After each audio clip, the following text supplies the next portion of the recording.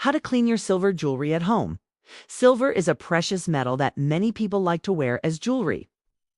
But it can become tarnished over time, which means it loses its shine and luster.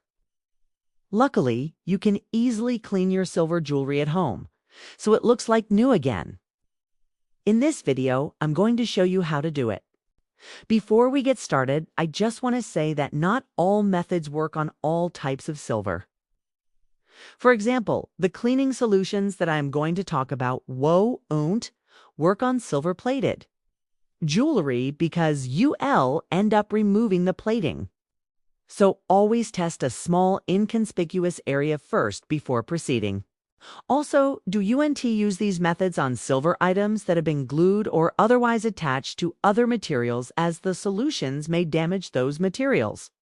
And finally, be sure to dry your silver thoroughly after cleaning it to prevent water spots. Let's get started.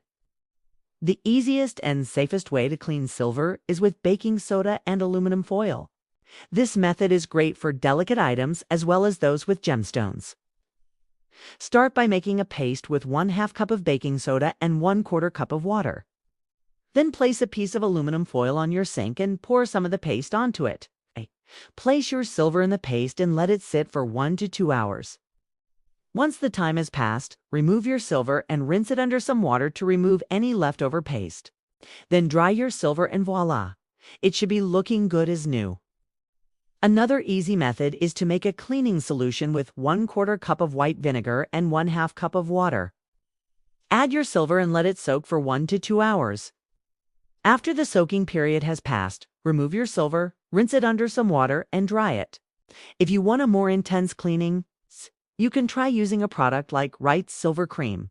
Apply a small amount of the cream to a cloth and rub gently. Rinse your silver with water and dry it.